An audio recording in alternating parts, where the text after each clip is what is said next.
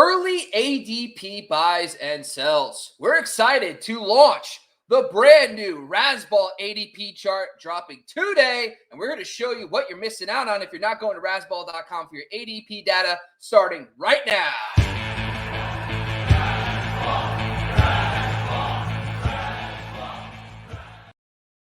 Welcome back, folks, to another episode of the Razzball Fantasy Football Podcast. I feel like at this point you're probably sick of seeing me, but it doesn't matter. We just keep coming back, and we're excited. If you didn't see the episode yesterday, we just launched our Consensus Dynasty rookie rankings. So if you have rookie dynasty drafts coming up, do not draft before you go to Razzball.com and check those out. And check out the YouTube video. We do a little tutorial. And best part is we're doing on today. We have consensus ADP data for multiple great sites all in one place for you. So if you like best ball, if you like redraft, we got it all for you across the boards. We're excited to launch that. So make sure you're going to Razzball.com to check it all out. But also make sure you subscribe and follow Razzball Fantasy on YouTube, folks. We're doing great content on the baseball and basketball, hockey, and football all day. Exciting stuff going on at Razzball.com. But make sure you're also checking out on TikTok and IG at Razzball Fantasy. And once again, make sure you go to Razzball.com for all your content. All right, I'm going to bring in my co-host for today. You guys kind of know him. His name's Sky Gawasco. Sky, what's going on, man? Yo, Bob, great to be back. If there's anything I enjoy about more than like coming on these shows and writing articles and diving in, it's getting into the nitty-gritties of charts and formulating things. And you know how we do.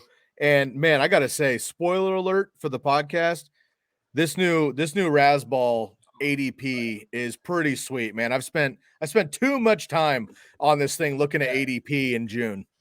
I gotta tell you, we're not just saying, the weirdest part is, I feel because we are the Razzball hosts that we have to say this, but it is awesome. And the best part too is we're going to bring it up right now on the screen because we're going to prove it. We're not scared to bring it up to you folks. So let's jump into this right now. First off, I want to make sure you know how to get there. If you don't know how to use the internet, it's called, you got your web browsers, of course. Make sure you type in Razzball.com to go to the website. And if you want to find the consensus ADP, you want to go to the NFL tab. You'll see at the top of your screen here. When you click on that, then the next thing you know is you'll see, sorry, I'm in Zoom mode here. That's my fault. When you click on this right here, you'll get an opportunity to see ADP data. So that's real easy, right? So you go to Razzball.com, click the NFL, click on 2022 ADP. That's going to flip you over to the actual rankings. Now, this is really, really cool. And I'm actually going to zoom in. I learned my lesson from yesterday. We're zooming way in so everyone can see it on the screen. Make sure everyone can get it here. But I absolutely love this data. We have a bunch of sites. As you can see, we have a couple best ball 10s, Underdog, NFC. Then we have some redraft-focused sites, ESPN, Sleeper, and Yahoo. Now, for the most part, all these rankings are PPR. And outside of Underdog is half-point PPR. But for the most part, you're getting a nice gauge, all redraft content here. And the best part, too, is it formulates a consensus. Now, if you're someone, we actually always make sure we include the date it was last updated. We'll be updating these periodically every week or two. But our last update was June 1st. So if you say to yourself, well, I want more recent data, the best part, too, is you go down to the bottom of this chart of the top 200. And when you get to the bottom, you'll see a source page where it includes all the source materials, every single source docs from best ball 10s all the way to Underdog. So you can find those. Wow, that was a long trip down. But yeah, here's your source data, best ball 10s, Underdog, NFC. You just click on one of those and it will take you right to the website where you can actually see the ADP data.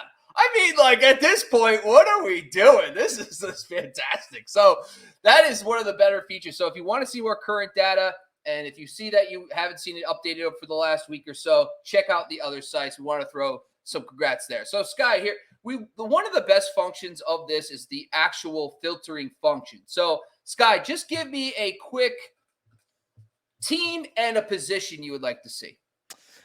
Let's see. Here's a fun one. Let's look at the 49ers running backs. All right.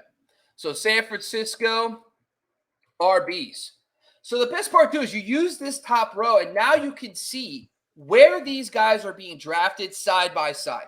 So if you want, the best part too is you can do tight ends, quarterbacks, running backs, and wide receivers. You filter on the position, and you say, hey, you know what? I want to take Elijah Mitchell. What are the ranges that I need to take him in? But I don't feel comfortable just going into the season with Elijah Mitchell. I want to take his handcuff. Well, we like Tyron Davis-Price as his handcuff. Here's the ranges he's going in. Now you know where you need to draft both these players. And if you say to yourself, well, I'd rather just take Davis-Price later in the draft, now you know the ranges. This is good for draft strategy, people. Now you can understand basically where the highest they're going and the lowest. So for Davis-Price, for example, on Yahoo, he's going 142nd. But in best ball, he's going 201 to 208 range. So you're starting to understand, okay, in redraft, there is a higher demand for him versus a best ball format. So this helps you develop strategy. But the filtering function is just absolutely amazing for that. And the best part about the filtering function is if you just want to see running backs, it filters it it re-ranks them by their order. So you see their actual running back rank versus their overall rank, which I think is absolutely awesome. So you can say, all right, Breece Hall, 20th over 20 RB 20, but then you get to see across the board where he's being drafted, how high and how low. Like I'll say a million times, use this to your advantage because then you can see the range of outcomes. Now you know if you're all in on Breece Hall 22 season, you know that you cannot wait till the fourth round. You see it, he goes as high as 37th. You better pull that trigger in the back of the third because you're probably not going to get him in the fourth or even the fifth round. So this is just a way to use some draft strategy as well. So I absolutely love the filtering options for this.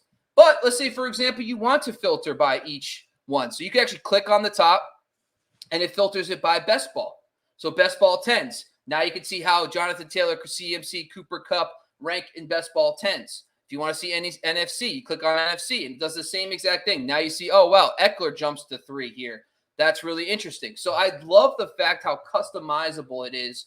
And I think the final, feather in our cap is to download the CSV. Like now, let's say, for example, you say to yourself, well, I just want to see that best ball data and I want to make my own consensus. What you do is you just download the Excel file. When the Excel file pops up, you now get it, boom, right there. And you could just eliminate, or you could just do a VLOOK. You could do an average for just the 3 best ball sites. Boom, there you go. Now you got yourself a brand new column with all the ADPs, consensus ADP for just best ball. I gotta tell you, I'm head over heels for this freaking chart. I absolutely love it. I've been someone that's been obsessing over ADP charts for years, and I never had the opportunity to be a part of creating something like this. So I think it's awesome. But Sky, give me your 2 cents about it, man. How do you feel? Any other questions or comments or concerns?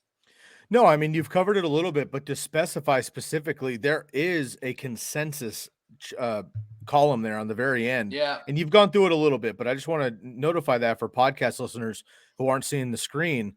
The consensus is so clutch because you're taking, for example, let's just look at the screen right here, and I'll just read this out for podcasters. Just take the top 4 or 5 players there, Bob. Just scroll to the top. It's fine. Just for an example. So JT going the first player overall makes sense, right? But in PPR, Cooper Kupp actually just barely. Now we're doing redraft and we're doing best ball. So this is a little bit interesting with the ADP, but Cooper Kupp is actually number 2, not CMC, right? And then you have Derrick Henry up there in the PPR mess, of course, coming off an injury. Justin Jefferson, pretty much the consensus number 2 wide receiver now. But you can look at this as far as an overall rankings when you're looking in the first round. After the first round or 2, I stopped thinking about overall rankings. For me, it's going to be positional and what my team needs and what I'm looking for. First 2 rounds, though, you're looking at this, and again, you can look at say Sleeper versus NFC or Yahoo versus Underdog for Justin Jefferson. We're talking 4 separate picks, and that's a lot up at the first round. So I just want to make sure people are recognizing the consensus column there, which is my bread and butter. You can dive in as deep as you want, as Bob showed you, but on a quick look and a quick positional range or whatever, the consensus tab is going to save you a lot of time for a quick look as well. Yeah, and the last thing I want to bring up before we jump into it, because me and Sky, of course, we did all this ADP stuff. We're going to give you some buys and sells to close the show. But one of the other things that I love about this too is the player pages, right? So you click on the name Cooper Cup, for example. You click on his name, it will take you to a very specific page for Cooper Cup. It includes projections and stats. It has his player information. It also has his fantasy stats. It also shows recent posts. So any recent posts that were made by a Razzball writer, anything that has Cooper Cup tagged in it will show up on this page. So when you click on their names, it takes you to this. But also, it has detailed information about snaps, team rush percentage, team target percentage. It has all this detail in here in the actual pages, which is absolutely awesome. So you get your target profiles. The best part too is if you sign up for Rudy's stats, very affordable. Love every second of them. You get targets per yards per target data broken out by how far the target was. So from 0 to 5, 20 plus shows you their yards per target, their target distribution. It is absolutely insane detail. So I got to tell you, I absolutely love it. But I think that is just the final feather in that cap. Another feather. At this point, we're wearing like a nice headdress or so. I don't even know what it is. But at this point, there's so many feathers in the cap. I can't stand it. I love it. So, Sky, I got to tell you, I'm super stoked. So I hope everyone gets excited to use this. And we're going to make sure you know about it every single time we talk on the show. But let's do it. Let's do one buy and one sell each. All right. So, Sky, let's start first. Who was your ADP buy based on the data you found? Yeah, I'm going to go with Kareem Hunt here, who is a name that we haven't really talked about much in the last couple seasons because 2 years ago, right, he blew up and him and Nick Chubb are both, RB1s pretty much in PPR, but Nick Chubb went down. And then last year, Kareem Hunt went down. It's tough when they're both playing to have the upside, but Kareem Hunt at minimum is going to be a high level RB2. And we know Nick Chubb has, top 8 running back upside in half and standard PPR. In full PPR, he's, maybe that, 10 to 12 range just because he doesn't catch many passes. But Kareem Hunt, coming off an ankle injury last year, he was a top 10 running back in 8 games in PPR, 17 points per game before he went down with Nick Chubb in. So let's not forget about that. His contract is up at the end of next year, so he could be on the trading block as well for the Browns. If a player like Kareem Hunt, who could be a starter in the league, gets traded from the Browns, which I don't know that he will, but if he does, you then are buying into a number 1 running back on your team, and you might still have Nick Chubb if you go with both of them, right? So if Nick Chubb goes down, Kareem Hunt becomes a top 6 running back. If he gets traded, he bumps in his value as well. He's going as the running back 32 right now in PPR, Bob. Silly to me. Kareem Hunt coming off injury should be fine. Could be traded either way with the Deshaun Watson information. If Baker comes back, whatever, they're not going to be running gun, even with Deshaun right off the bat. They're going to be running it like they like to with the Browns. I like Kareem Hunt. Dump downs, great receiver, and they use him in the red zone more than people recognize. Kareem Hunt right now is an ADP buy for me. Yeah, I'm going to actually go to Alan Lazard. I've been doing some research on Lazard over the last few weeks, and he's going into triple digits. And just the other day, Aaron Rodgers comes out and says, I'm excited for him to become our number 1 wide receiver. In essentially those words. He's excited for that. And Lazard is someone that I've been keeping an eye on because of the fact that Christian Watson comes in and it's suppressed his ADP because he's a high draft capital wide receiver. But Aaron Rodgers does not trust rookies. There has never been a rookie who comes in and dominates right away with Aaron Rodgers. Jordy Nelson, Davante Adams, his previous 2 number 1s, it took them till year 3 and 4 to make it become more valuable for the team. Plus, Alan Lazard in his lone start without Davante Adams, he just had like a 6 catch, 140 yard and a touchdown game in the lone game he played without him. And then the games last year when either MVS or Cobb missed time and he got more of a role, he averaged 13 PPR points per game. So I love it for Alan Lazard. He is definitely someone I'm going to buy at his current ADP. Let's talk sells, man. What's your sell for 2022?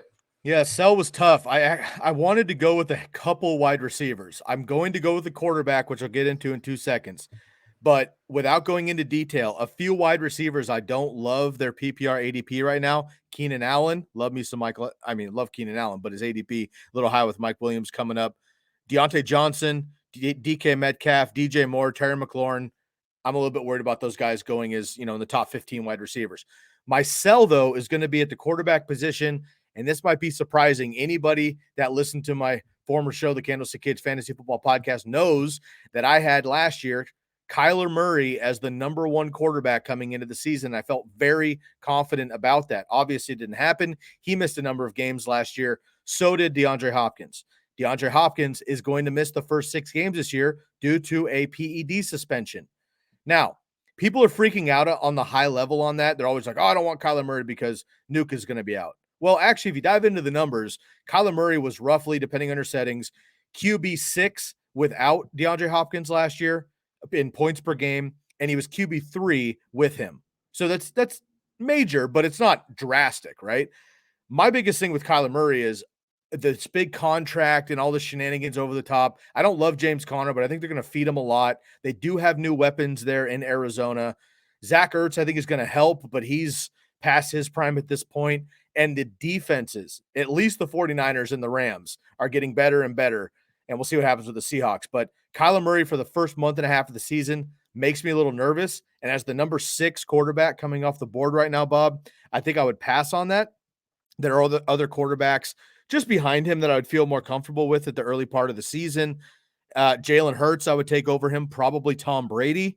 Dak Prescott, assuming Michael Gallup is on his way back. Might even look at Russell Wilson, Matt Stafford. I might drop Kyler Murray out of my top 10 when it's all said and done leading up to week 1 without DeAndre Hopkins. Mute. All right, there we go. Back on. Yeah, I was going to say quickly, I'm going to say Cam Akers. There's something going on with this Achilles. I know he came back, made a miraculous comeback, but he just didn't look right when he was back. I know that theoretically it sounds like he should be closer to 100%, but I don't think that's the case. I think he's still going to probably be closer to like 80% for week 1, and he's going at a premium right at 30th overall. So I think Cam Akers is someone I'm going to wait and see. If I'm drafting now, I'll probably fade him early on. But that's all we got for today. We really do appreciate joining the show. Make sure you're going to Razzball.com to check out the latest and the greatest ADP data you'll ever find on the internet, folks. Once again, I'm your host, Bobby Lamarco. You can find me at Bobby Lamarco on Twitter. That's my co-host, Sky Gawasco. Make sure you follow him at Sky Gawasco on Twitter. And make sure you check out Sky and my great articles over at Razzball.com. Subscribe and follow. Once again, I'm your host. I'm out of here. See you later, guys.